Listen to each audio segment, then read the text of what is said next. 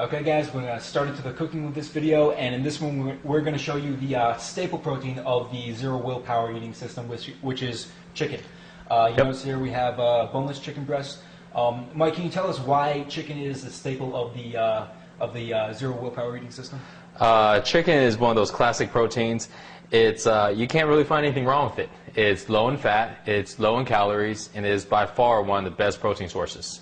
And so today what we'll do is there's so many different ways to cook it, but I'm going to go ahead and show you a couple of ways that I like to get it cooked, and it's really simple. As you can see, that we haven't marinated at all.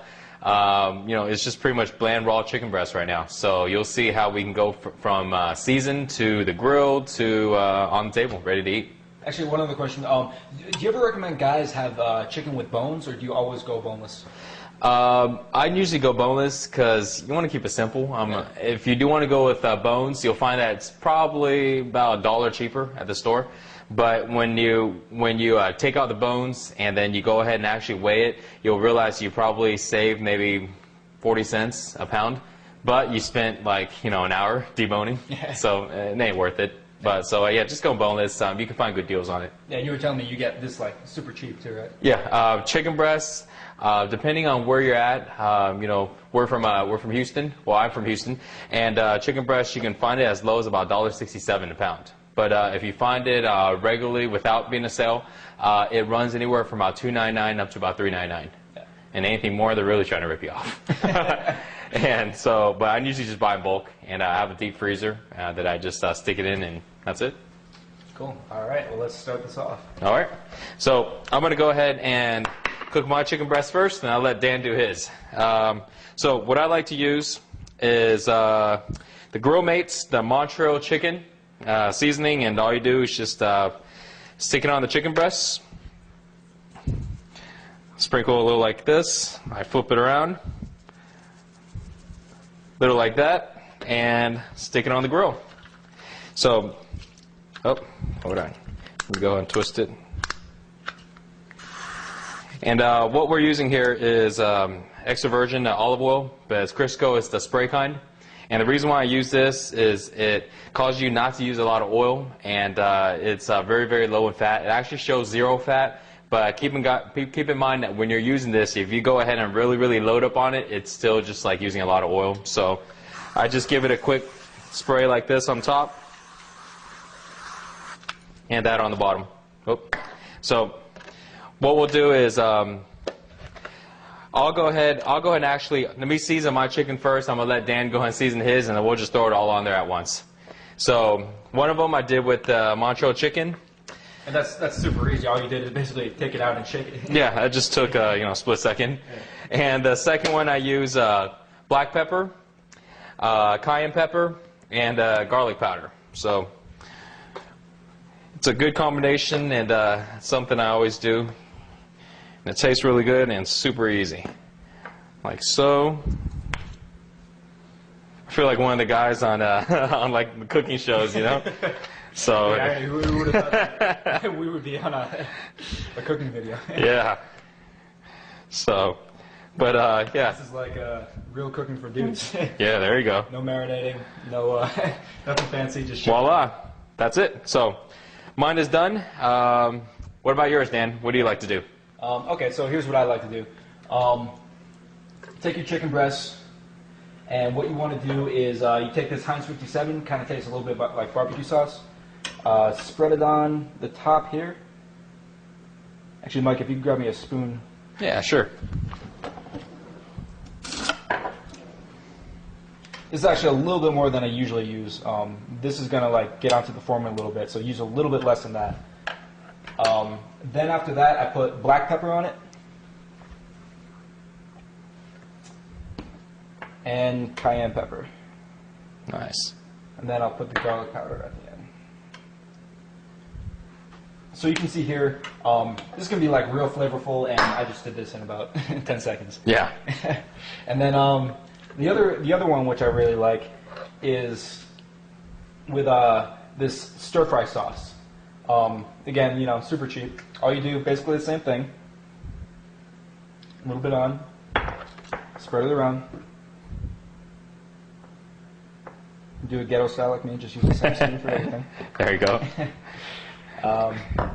Again, cayenne pepper. You know, more or less, depending on how spicy you like it.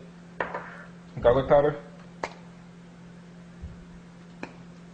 Black pepper. That's it, huh? There we go.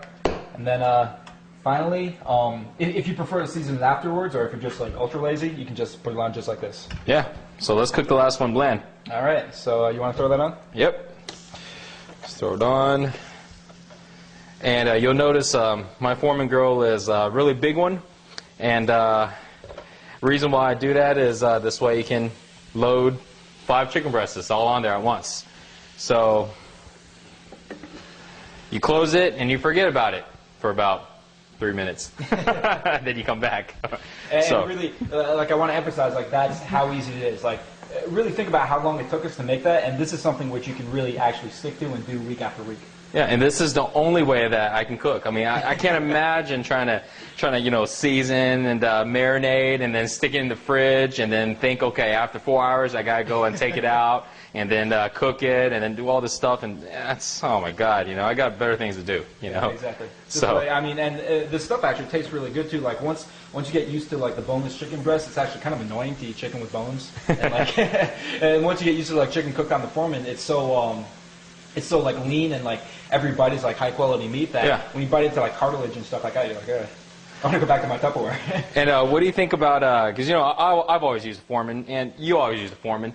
What do you think about guys that don't use Foremans and they use frying pans or ovens? What do you think about that? You're just really making things hard on yourself. I mean, the reason why I like the Foreman is because it's so easy. I mean, literally all this meat we're cooking, and we only have to wash one thing afterwards, and that's the biggest thing for me. That's true. I hate doing dishes. And the reason I cook the Foreman is just because it's so fast. Yeah. There's 2 cooking surfaces, so you got both surfaces combined cooking, and any meat that has a little bit of fat on there, once you cook it, all the stuff drips out into the little tray it comes with, and so you're eating lean meat, no matter if you start off with it being a little bit of fat or not. So yeah, even something like this beef over here, you can see there's a little bit of fat. But yeah, that like drips right out, and I would have to say, this is pretty much the healthiest way to cook the meat that there is. Yeah, cooking with the Foreman, I've cooked with Foremans for, I'd say, about the last 7 to 8 years when I created this system a long time ago. And man, these things last. And they're cost like what, $40-50. I think I might have went through. I go through about 1 Foreman every about a year and a half. So I went through a few Foremans. So I know they come out with a whole bunch of cool Foremans now, and there's different layers and all that stuff. But I kept it simple and old school. I just pretty much picked the biggest one, and with the most cooking surface. So if y'all guys don't have a Foreman out there, you can go pick one up. They got ones for up to like $100 or a little over, but just get the biggest one, because you don't need to get all fancy. They got these cool chrome handles, and it looks good in your kitchen, but who cares? I mean, I never really bought like pots and pans before, but when I moved in with my girlfriend, we bought this set, and it was like things are expensive. Yeah, it was like $350 for all that stuff. Yeah. So if you haven't bought that stuff, you actually don't even need to buy any pots and pans. You just need to buy a Foreman if you're ultra cheap.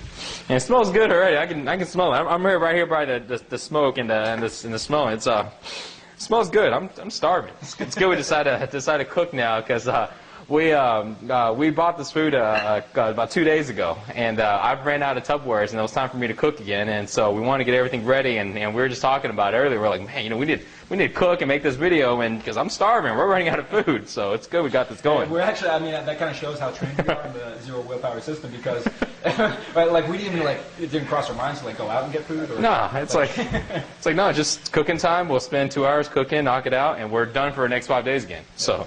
Let's check on it and see where we're at. So it's almost there. I mean, I'd say maybe about another minute or so, and it's done. So do you like turn it, or you don't even turn it? I don't even turn it. I just leave it. Yeah, I mean, at the end, sometimes once in a while, depending on the different size of the meat, you may have one that's a little undercooked, but that one you may just leave in there for 30 seconds longer. And that's it. So. We need to let's grab something to go ahead and put the cooked meat on. Okay, sounds good.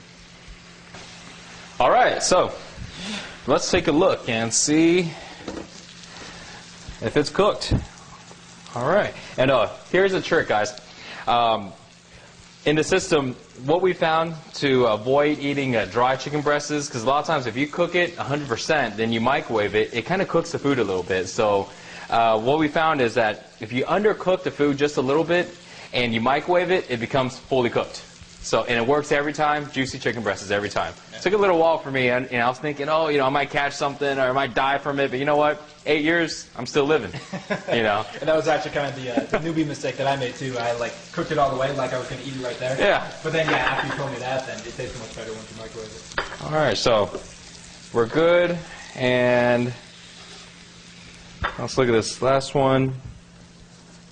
I think this last one needs just a sec, so drop it like that, and we'll be fine in a sec. So about how much time would you say that was on the grill? I think that was about, maybe about 2.5, I think maybe 3 minutes. Yeah. Yeah, so basically start to finish, rip open the package, shake it on in 1 minute, put it on the grill for 2 minutes, 3 minutes you got it. Yeah, and that's pretty much it.